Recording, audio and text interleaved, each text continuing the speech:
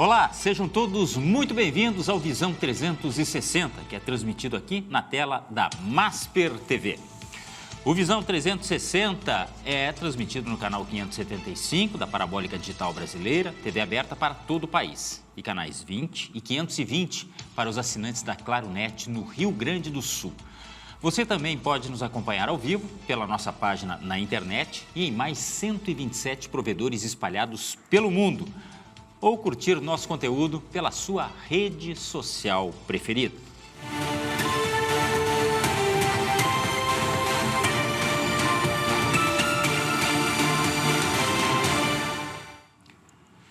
Na pauta de hoje, os conflitos no Oriente Médio. E aqui eu falo os conflitos. A escalada dos bombardeios. Tudo começou lá, uma desavença, teoricamente, de um lado Estados Unidos, Israel, de outro Irã. Os desdobramentos no Oriente Médio e os impactos diretos na economia global.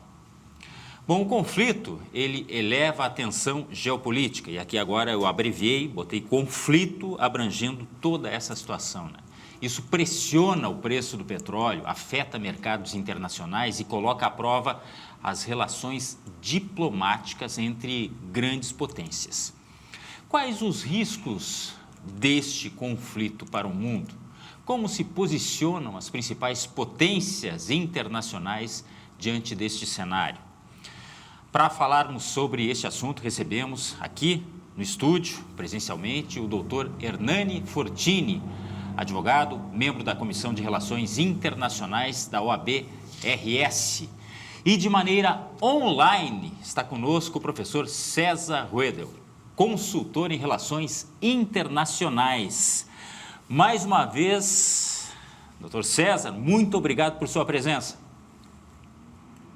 Eu que agradeço, um prazer estar aqui, Glauco Paz, e juntamente na bancada com colegas da nossa Comissão de Relações Internacionais da OAB, o Hernani Fortini, o amigo nosso, né? Um prazer estar aqui no programa. Doutor Hernani, muito obrigado também por sua presença. O prazer é meu, fico muito honrado de estar podendo participar do presente programa. Também, da mesma forma, com o ilustre doutor César Ruedel. Então, é um prazer estar aqui. Sabe alguma coisa esse rapaz, né, doutor César? Alguma coisinha, sim, né? Brincadeiras à parte, os dois acrescentam e muito ao que nós nos propomos aqui, que é jogar luz sobre essa situação que a gente está vivendo em âmbito internacional. Antes, vem aí as notícias no Momento 360.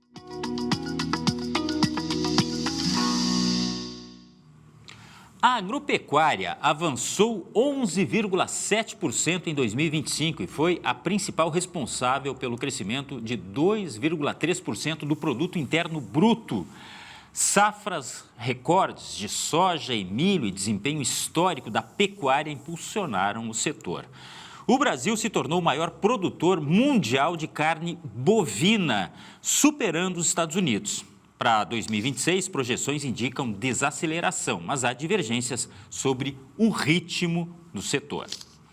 E o Brasil registrou saldo positivo de 112.334 vagas com carteira assinada em janeiro. A indústria foi o principal destaque, com quase 55 mil novos postos. Apenas o comércio apresentou retração no período por efeito sazonal. Santa Catarina, Mato Grosso e Rio Grande do Sul lideraram a geração de empregos. Olha só que notícia boa, envolvendo inclusive aqui o nosso contexto no Rio Grande do Sul. E o Supremo Tribunal Federal inicia nesta quarta-feira os trabalhos da comissão que vai discutir os chamados penduricalhos. O grupo vai propor regras para garantir o cumprimento do teto constitucional. O relatório final deve ser entregue até o dia 20 de março. O tema será retomado no plenário da Corte no dia 25. E esse assunto também rende muito pano para manga. Certamente vamos abordar os próximos capítulos aqui no Visão 360. Intervalo e já voltamos para falar dos conflitos no Oriente Médio, as consequências, inclusive para nós aqui no Brasil. A gente já volta.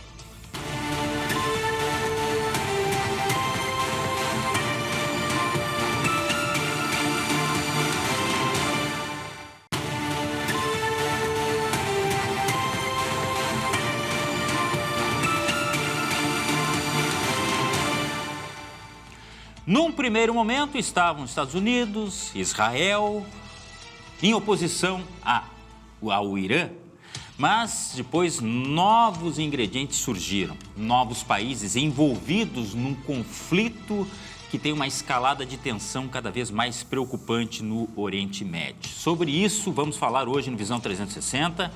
Temos aqui de forma presencial o Dr. Hernani Fortini, advogado, membro da Comissão de Relações Internacionais da OAB-RS, e de forma online o César Ruedel, consultor em relações internacionais. Me permita começar com o Dr. César, que está de forma online, para lhe fazer a seguinte questão: qual é a sua avaliação do cenário atual, do quadro atual? Temos aí uma escalada de tensão, os primeiros bombardeios com vários mortos e não há muita luz no fim do túnel. O túnel está bem longo. O senhor concorda com isso, doutor? Olha, Glauco, uma notícia que saiu recentemente chama bastante atenção, que foi o bombardeamento de uma estrutura onde justamente líderes iranianos iriam escolher o próximo ayatolá, né? Porque o Araf, ele é um ayatolá interino, né? Então essa bomba então não se sabe, né? Morreram, né? Então isso chamou muito atenção agora, eu estava vindo para cá, esta notícia de que a estrutura onde se escolhe o próximo clérigo, digamos assim, do regime, se é que ele vai continuar esse regime, foi completamente destruída, e muito possivelmente com várias pessoas que estariam lá dentro, inclusive autoridades políticas, né? Eu acredito, Glauco, que essa tensão ela não é uma tensão desse momento, ela já é uma tensão existente desde o ataque terrorista em Israel, né, e pela utilização do Irã, de forma indireta, dos seus proxies, né, principalmente o Hamas e o Hezbollah, né, em último caso os Houthis também, né, que também estão bem debelados agora. E nós tivemos recentemente uma operação israelense, né? O Trump ficou, num primeiro momento, recuando, mas depois ele avançou, justamente porque tinha a única alternativa de uma aeronave capaz de largar uma bomba anti-bunker, ou seja, para destruir os bunkers existentes de enriquecimento de urânio no Irã. Então, desde lá, pelo acompanhamento das imagens satelitais, descobriu-se que muitas dessas instalações ainda permaneceram ativas e parte delas estavam sendo reconstruídas pelo regime, né? Então, isso já gerou uma nova, né, digamos assim, um novo indicador geopolítico importante de uma escalada de tensão. A outra questão é que isso não vem sendo trabalhado de agora, a gente tem no campo, né, tanto o Mossad, que é um dos melhores serviços de inteligência do mundo, né, que fez todo o mapeamento, isso levou meses, Glauco, levou meses, todo o mapeamento do deslocamento do Ayatollah Khamenei, justamente pelo Irã, as fortificações, as estruturas, as casas e etc., com a inteligência da CIA, né, que reúne também outros atributos técnicos importantes quando a gente fala de inteligência em solo. Isso levou meses, né, tanto que a operação levou 1 minuto só, 60 segundos, né, não bateu o recorde do Maduro, né, o Maduro foi 47 segundos, e nesse caso, né, nós tivemos a operação aí de 1 minuto. Então, essa tensão, ela não é deste momento agora, né? E a inteligência também conseguiu identificar que ali haveria, sim, uma possibilidade de utilização de mísseis balísticos, né, naquela região.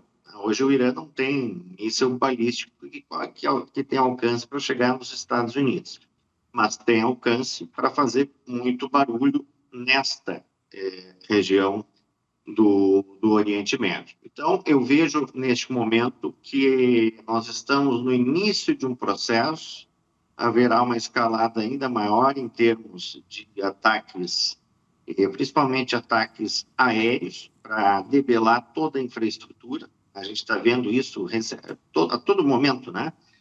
Ataques precisos, como esse último agora que aconteceu, que é justamente o momento, né? Porque durante esse tempo se fez uma junta de governo ali com um conselheiro jurídico e com o presidente atual, que é o Massoud, né? E mais um clérigo, que era o Araf, e justamente a substituição dele viria, mas o prédio onde se escolhe, né, se faz essa eleição, digamos, se é que podemos chamar de eleição, né, justamente foi inteiramente explodido, né, por Israel e pelos Estados Unidos. Né? Agora, não sei se foi Israel ou Estados Unidos, porque eu estava na corrida no carro ainda, vindo para cá para subir para o escritório, mas é uma notícia muito, muito importante, porque ontem mesmo já se falava, né, essa junta de governo estabelecida que queria pelo menos dialogar com Donald Trump. Né? Então isso já deu um sinal diferente. Em que pese hoje o Brent acordou, né?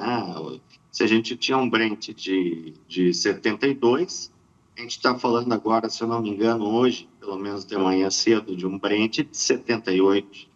Né? E, principalmente, os investidores estão calculando a possibilidade de um Brent de $100 a $150.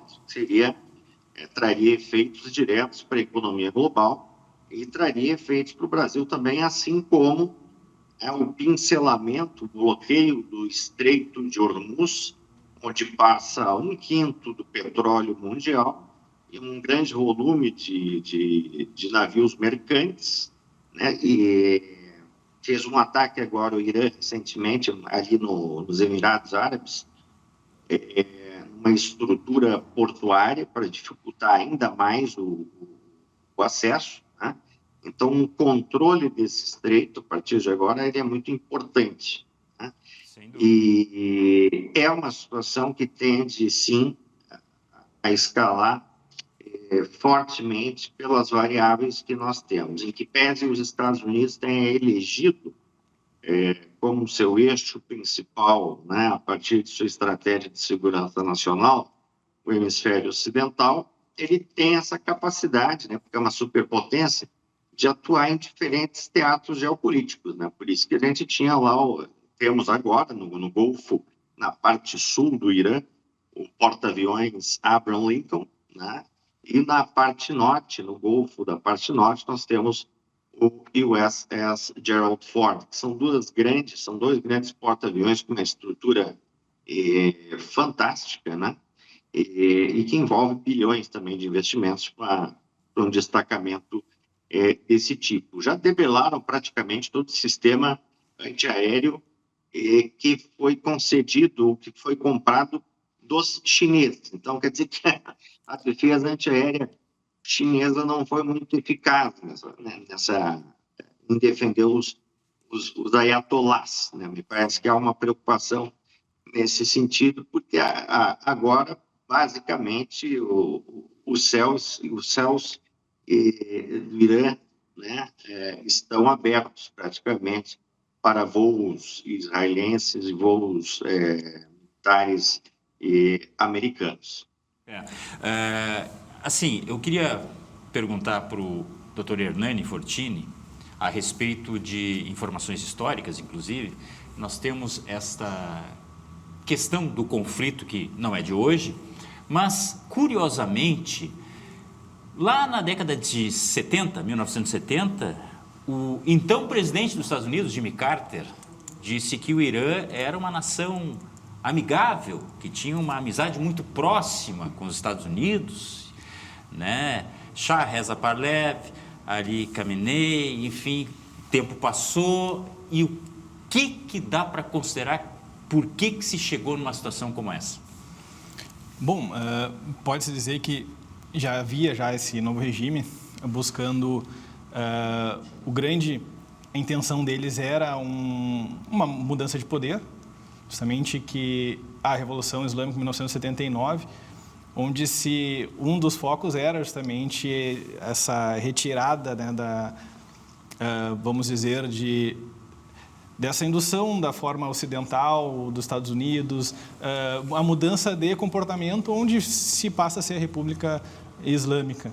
Então, justamente, 79 podemos dizer que é a grande quebra de paradigma, onde se muda o perfil da região e desde lá se começa, de fato, esse ódio, né, contra os americanos, que se vem vindo o próprio, vamos dizer assim, investimento que seja na visão deles nos órgãos terroristas, né, podemos falar como o Hamas, por exemplo.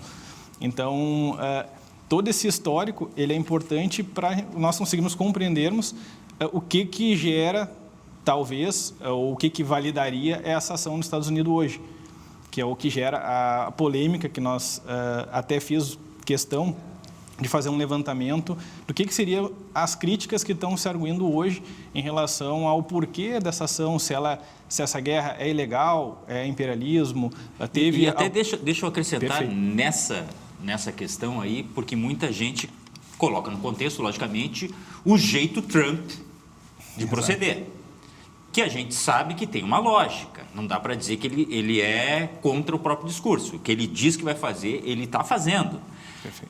A gente questiona, e pode questionar, é direito de todo mundo, mas ele está cumprindo, digamos assim, aquilo que ele havia prometido. Mas aí, nesse contexto histórico, eu queria então acrescentar e especificar, tem muito de Trump ou essa história que fez chegar até aí? Eu acredito que essa história fez chegar até aqui.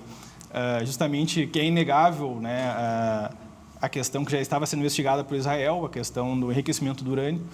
Isso é inegável. Teve até recentemente divulgações dos arquivos que foram retirados, do que provavelmente gerou esse ataque a Israel recente, né? Onde se começa o conflito de uma forma mais veemente. Mas essa preocupação, segundo o governo dos Estados Unidos, a ideia justamente era que o Irã não simplesmente deixasse de ter condições de ter uma arma nuclear durante o mandato dele, e sim que ele não tenha nunca mais. Então, esse seria o grande ponto. O que se debate justamente pelo perfil, naturalmente, do Trump, né? Então, é um perfil, por que está fazendo isso? As questões naturais, tanto por isso que se fala em imperialismo, se fala justamente em interesses econômicos, também se fala por que não pegou a autorização do Conselho de Segurança da ONU, também por que não houve autorização do Congresso. Então, são pontos importantes de reflexão, porque justamente, se nós vamos se ater à parte legal, né, por que não buscou autorização no Conselho de Segurança da ONU? O Conselho de Segurança da ONU é composto por 15 países, onde 5 têm direito a voto, né, a veto, e tem que conseguir 9 para aprovação. Só que dentro desses 5, nós temos os Estados Unidos, nós temos a França, nós temos o Reino Unido, nós temos a Rússia e nós temos a China.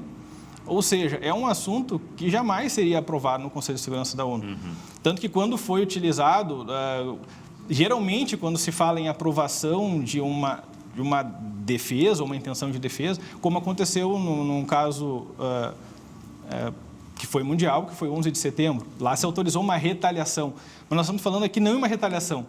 E o que a Carta da ONU nos traz no seu artigo 51? Ela traz a possibilidade de legítima defesa. Mas aí que vem a discussão. O que seria legítima defesa? Para a maioria dos pensadores, vão falar que legítima defesa, nós estamos tratando de eu ter uma agressão e poder reagir. Mas a legítima defesa clássica, e necessita uma intervenção extensiva disso, né? A legítima defesa é eu agir antes de sofrer agressão, até sob o ponto de não conseguir reagir. Como a gente fala, até trago como exemplo, que talvez sirva para os telespectadores, no nosso direito interno, nós temos a legítima defesa, que a gente chama de legítima defesa putativa. O que seria isso? O direito de, eu imaginando uma possível agressão, agir antecipadamente e cessar ela.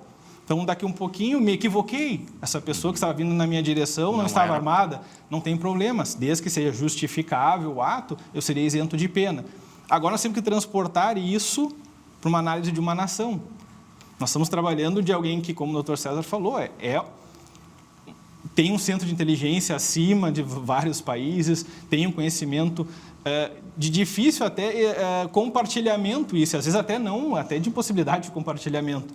Então, essa nação que está fazendo toda essa análise sobre o risco dela, ela está buscando agir antes que seja tarde. Então, este é o fundamento principal dos Estados Unidos. Então, mas não levei ao Congresso, que é o que se debate muito, mas por que não levou ao Congresso? Via de regra, os Estados Unidos levam ao Congresso uma aprovação de uma guerra formal, não quando são ataques, vamos dizer assim, isolados. Então, até porque também, da mesma forma que a inteligência está buscando resolver, entender possíveis agressões, naturalmente tem que aproveitar as janelas que surgem. Uhum. Então, se tem uma informação que saiu na imprensa, foi mundialmente, olha, Irã está pensando em atacar Estados Unidos. Tudo bem? Tinha uma janela, qual era a janela que eles tinham? Estavam todos os líderes reunidos. Então, era o momento que eles tinham para fazer um ataque, não levar isso a conhecimento público, de ter uma intenção, acabou a ideia de prevenção, ou até de conseguir uma efetividade no seu resultado. Então, eu vejo que, claro que a postura o líder mundial traz uma crítica mais contundente. Justamente, vamos seguir a legalidade, mas por quê? É imperialismo, benefício econômico. Não podemos ser ingênuos que não possa ter um benefício econômico, que não se tenha um benefício econômico, mas nós temos que pensar que isso é sopesado naturalmente como os malefícios. Então, está se vendo os malefícios.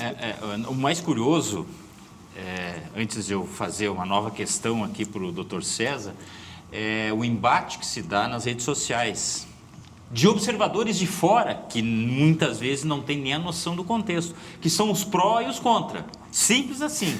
Por quê? Porque os Estados Unidos está libertando uma nação. E de outro lado, não, isso aí é só briga pelo interesse econômico. E aí virou essa discussão nas redes sociais. Mas é curioso, eu só estou mencionando aqui, doutor César, que é o seguinte, ao também... E tem todo o direito, o cidadão, qualquer ele que seja, de ter a sua opinião a respeito de tudo que está acontecendo, inclusive lá no nosso cenário internacional. Mas aí me pondo na posição deste cidadão observador externo, Maduro, a captura de Maduro foi uma coisa, a morte do Ayatollah Ali Khamenei foi outra coisa, mas no bojo dá para considerar a mesma coisa ou não? Olha, veja, Glauco, eu acho que são, como é que eu posso dizer? Se a gente buscar fazer um cotejamento, não é? Dessas duas operações militares, elas têm contornos bem diferentes, né? Primeiro que o Irã é a 16º poder militar do mundo, né? Então, não é uma nação qualquer. Se a gente pega a Venezuela, onde ela tem carcaças lá de Sukhoi russos e etc., tem um sistema antiaéreo móvel, né? Ainda trabalha no conceito de guerra de guerrilha, né? A Guarda Revolucionária Iraniana já tem uma outra composição, são 125 mil pessoas, além do exército regular do país, que vão para 600 mil pessoas. Tem ali uma tecnologia militar, inclusive o Irã ainda faz a produção dos drones utilizados pelos russos contra os ucranianos, né, dentro dessa parceria, né? Muitos drones, que eu digo, né? O drone ele é a democratização, entre aspas, da guerra, não é? Mas eu acho que a diferença, Glauco, né, para responder o que você coloca, é que em Caracas e na Venezuela, as pessoas não poderiam sair para se manifestar, né, terem manifestações massivas. E o que a gente viu ultimamente no Irã foram pessoas nas ruas massivamente protestando, né? Mesmo ainda com a guarda revolucionária meio perdida ainda com o que estava acontecendo, né? Mas as pessoas estavam comemorando, né? E estavam nas ruas. Para elas foi um grande, digamos assim, alívio não ter mais o Ayatollah ali Khamenei, né? Então, são duas operações militares com diferentes condições, né? Em que pese a gente pode falar, assim, da questão do petróleo na Venezuela, desde o processo de nacionalização das companhias estrangeiras que lá operavam, principalmente companhias americanas, por Hugo Chávez, né? E o que eles estão fazendo agora com o governo interino da Delcy Rodrigues, que era ministra de hidrocarbonetos, e que tinha as chaves do petróleo e tem contato com a banda podre do regime, né? No Irã é um pouco diferente, a situação é um pouco mais densa, né? Uma incursão terrestre é pouco provável, né?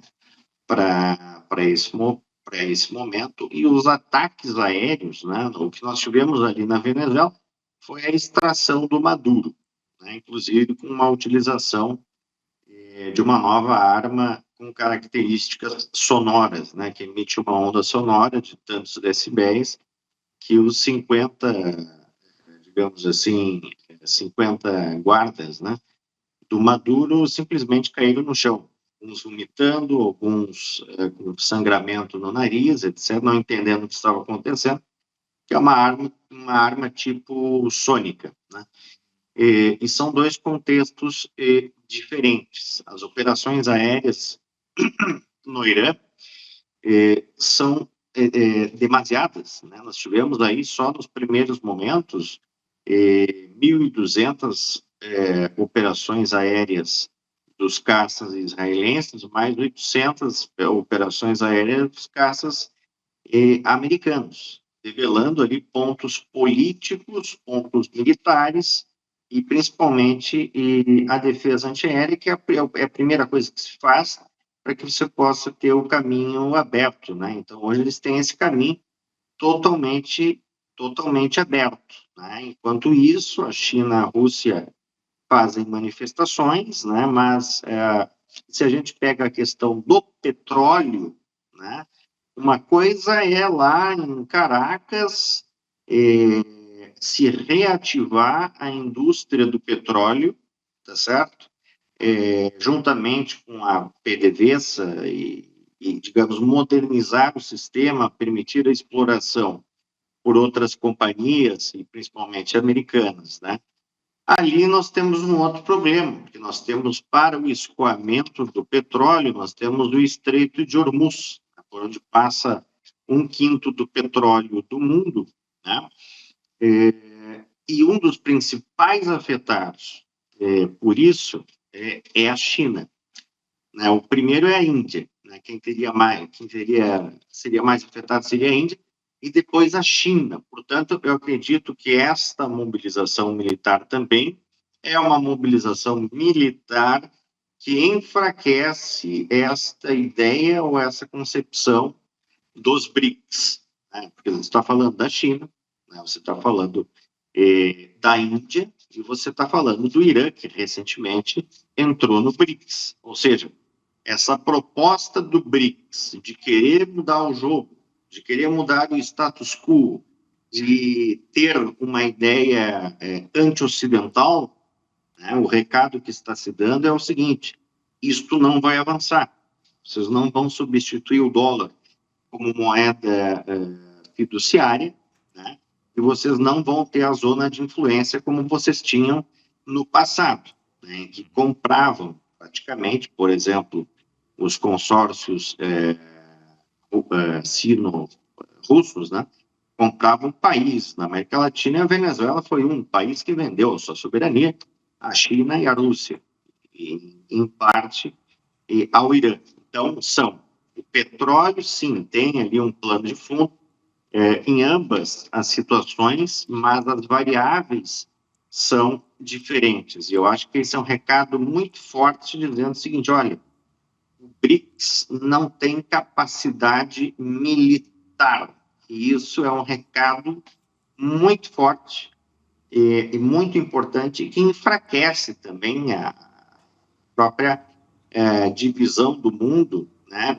Quando a gente pega esse BRICS como um novo polo de poder, né? Considerando que o presidente rotativo hoje é o Narendra Modi, primeiro-ministro indiano, e ele nem fala nessa questão de substituição do dólar. Então, acho que são dois contextos diferentes, né? Um pano de fundo talvez tenha uma similaridade, mas acredito que é isso.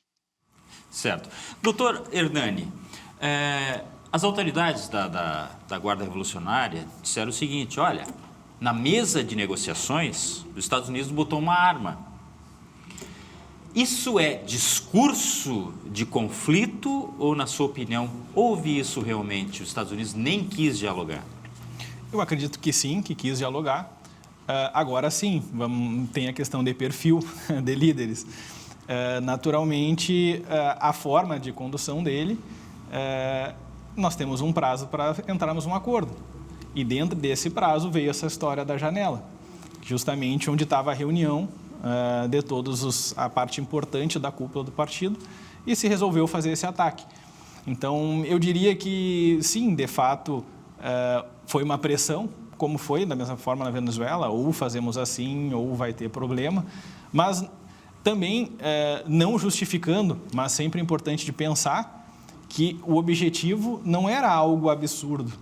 O objetivo é deixe de enriquecer o urânio, não queremos uma arma nuclear.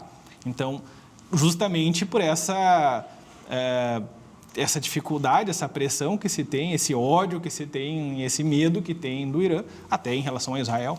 Então, justamente, se denota a necessidade, de fato, de uma pressão maior numa negociação, porque a conversa não era equilibrada. É justamente, eu quero a tua morte, mas não, eu quero que tu não tenha uma arma que possa me matar. Então, é complicado. Ou desiste disso, nós vamos ter que brigar, né? Não fecha. Não fecha. E até comentando num gancho, que tinha comentado lá no início, na questão de que os líderes pensam, isso me chamou a atenção. Até gostaria de ouvir a opinião do Dr. César sobre, que justamente os líderes mundiais, e cito, por exemplo, o Reino Unido, a oposição França, a Alemanha, não se tem uma crítica tão clara em relação ao ato, se percebe uma preocupação com a escalada.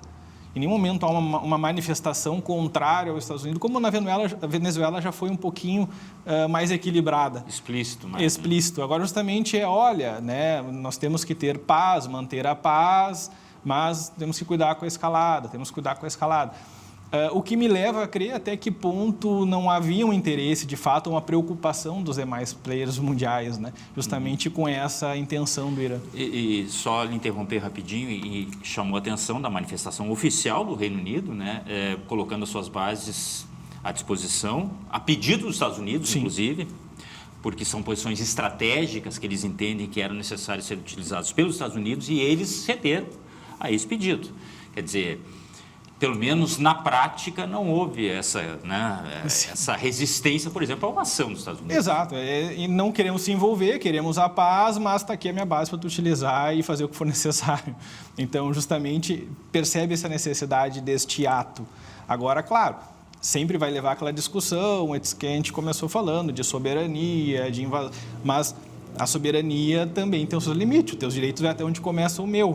Então, se há um risco, uma grave ameaça que seja, e existem comprovações fáticas sobre isso, é difícil querer entender que não, vamos deixar eles terem uma arma que pode acabar com a população, uma arma de morte em massa, para nós vermos se eles vão utilizar ou não, ou vamos ver se vão conseguir se perceber. Esse negócio de pagar para ver é uma coisa que me preocupa muito, e não só a mim, eu estou vendo no contexto que tem muita gente, tem uns que acham que não, isso aí está acontecendo lá, e não nos diz respeito. Sim, diz respeito em tudo.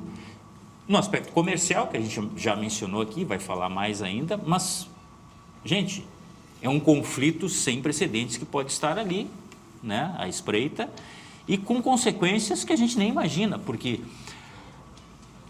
tem blefe, na sua opinião, Ou é tudo confiável no que diz respeito a enriquecimento de urânio, a reservas de armamentos, enfim?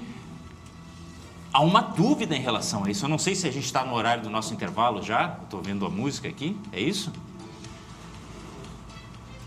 Então a gente vai fazer um intervalo. Vou lhe pedir licença para fazer um intervalo e já a gente volta, inclusive fazendo aquele questionamento do doutor César. Pode ser? Para a gente equilibrar os tempos também aqui.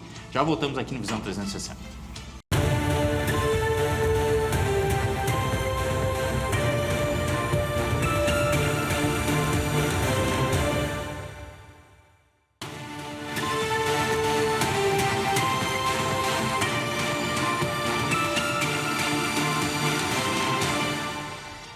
Visão 360 de volta falando sobre o assunto do momento, né? Os conflitos no Oriente Médio.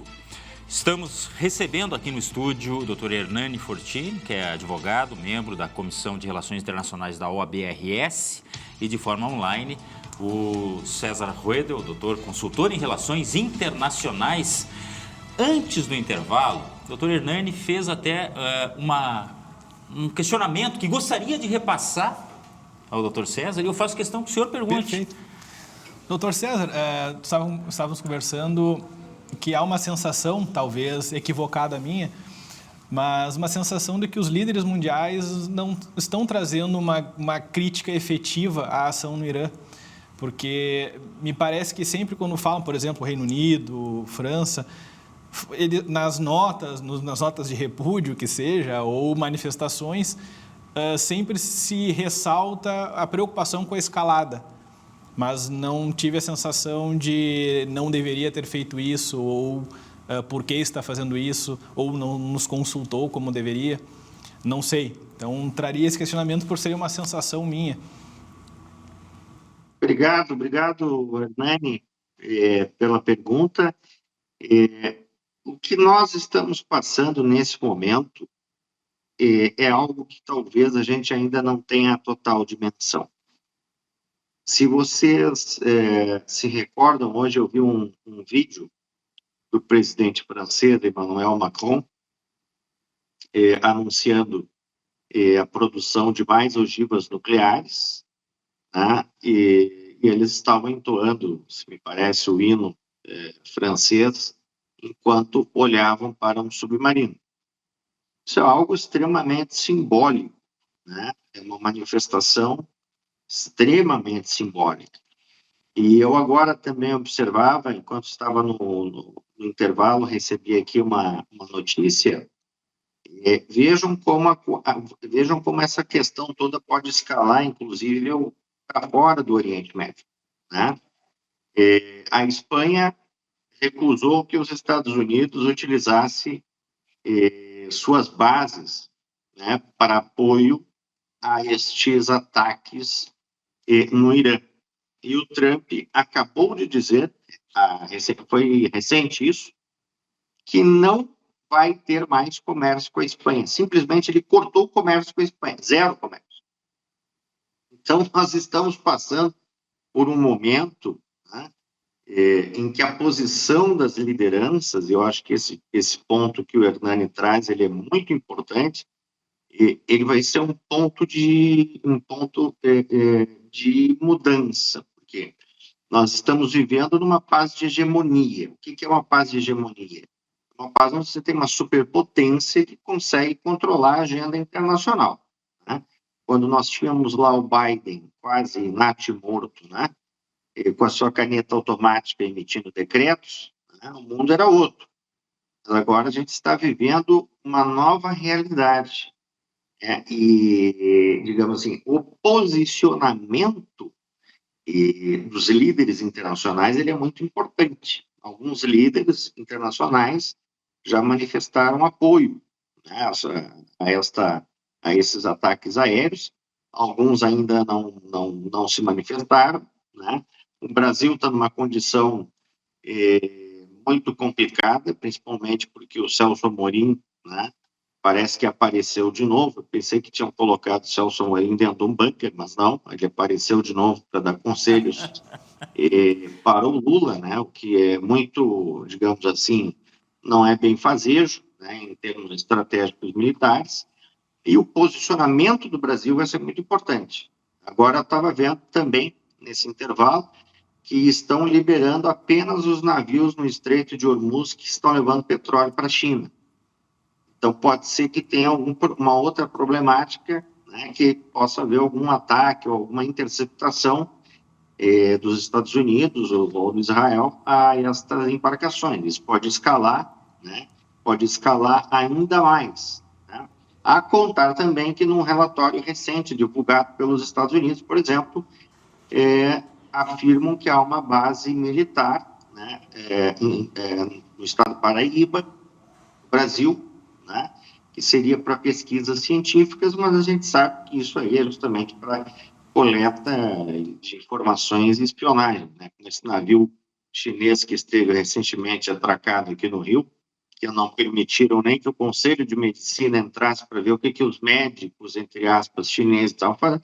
Mas é óbvio que é um navio com coleta, né, de informações e de inteligência. Assim como a cúpula russa, os russos que vieram para cá fizeram os mesmos, fizeram acordos de inteligência. Então, o Brasil, dentro desse contexto, até gostaria, se possível, ouvir do Hernani também, se coloca numa posição muito delicada, muito difícil para a política externa do atual governo Lula. Como que vai se manifestar?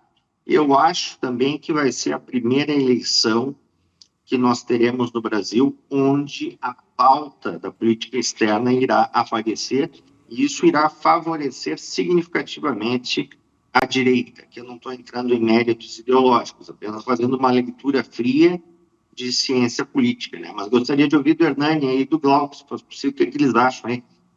E que pode vir a acontecer com o Brasil, né? Bom, quem sou eu para dar opinião? Mas a gente tinha conversado já em outro programa que a campanha deste ano vai ter ingredientes bem peculiares. Concordo essa questão da política externa, sem dúvida nenhuma. Qual é a sua opinião? Concordo com o que o Dr. César já falou agora há pouco.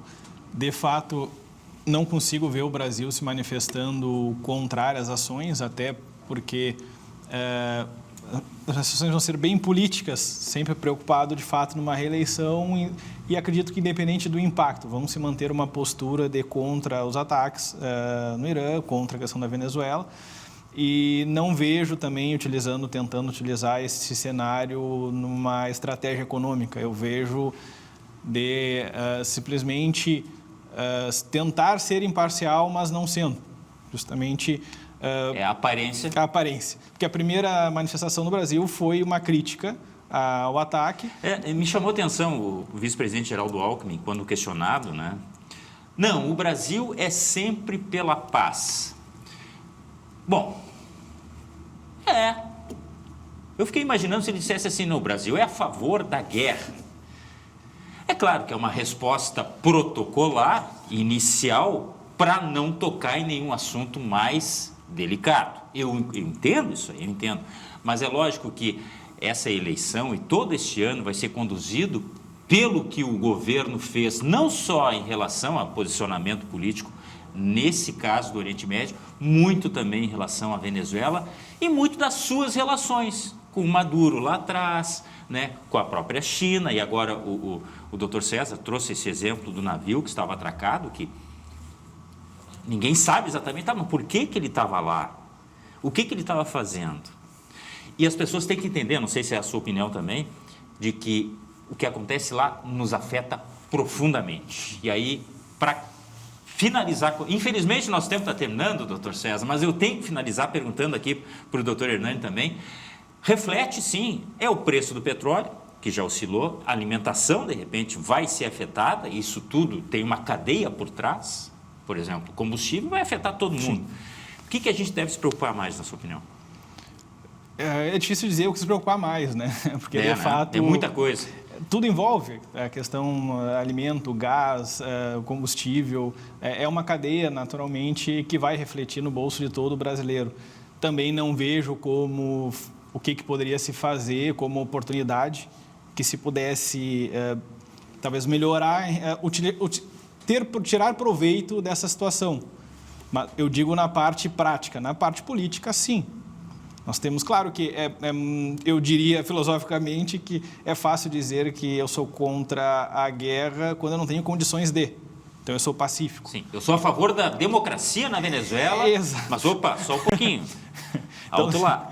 Então, justamente, tudo bem, a paz é o objetivo de todos, mas nós temos momentos de players grandes que vão estar tomando, que têm seus benefícios, essas intenções por trás que não sabemos e não vamos saber, só vamos especular, e o peixe pequeno deveria estar tentando acompanhar, talvez, não sei se seria o melhor caminho, mas a neutralidade me parece que não vai ser um benefício para o nosso governo, né? Uhum. Para a gente finalizar, doutor César, as suas impressões aqui sobre as implicações para nós brasileiros. A implicação direta é no bolso. Por quê? Porque as razões são práticas, né? Quando você tem uma linha marítima que ela é cortada, suprimida em parte, as operadoras de navios mercantes, elas têm que buscar novas rotas logísticas, e isso custa seguro, custa o frete, custa o combustível, etc, etc, etc, o tempo também, né? E isso vai ser calculado, o preço disso vai chegar lá na ponta, quando a gente olhar o produto no supermercado. Então, isso influencia, sim, o bolso de todos, porque é uma incógnita muito grande. Eu estou observando assim, uma escalada realmente relevante, não cessam os ataques. Eu estava recebendo aqui algumas informações, mesmo os ataques americanos e israelenses não cessam, já está quase anoitecendo agora em Teherã, os ataques estão em completa iminência, estão ocorrendo, tá? E isso com certeza vai trazer uma modificação para a estrutura econômica, e a gente vai sentir isso no bolso. Então, acho que isso também vem para a eleição, né? Eu acho que a direita tem uma janela de oportunidade, né? Não trazendo a questão para a ideologia, mas se o governo Lula tem essa predileção de curvar-se, né, perante ditaduras, e isso pode custar caro, né? Uma eleição vindoura como essa majoritária que nós temos agora em 2026. Também gostaria de parabenizar aí as manifestações do colega Hernani, que foram muito bem colocadas, reflexões muito importantes para o debate, né, que ele trouxe desde o início do programa, né, questionando esta questão jurídica internacional, até todas as suas observações aí durante o programa. Foi um prazer participar aqui com o Hernani dessa banca. Imagina para mim, então, e só para terminarmos, doutor César, Hernani, algo que a gente estava falando aqui no intervalo, os bastidores também, é muito importante.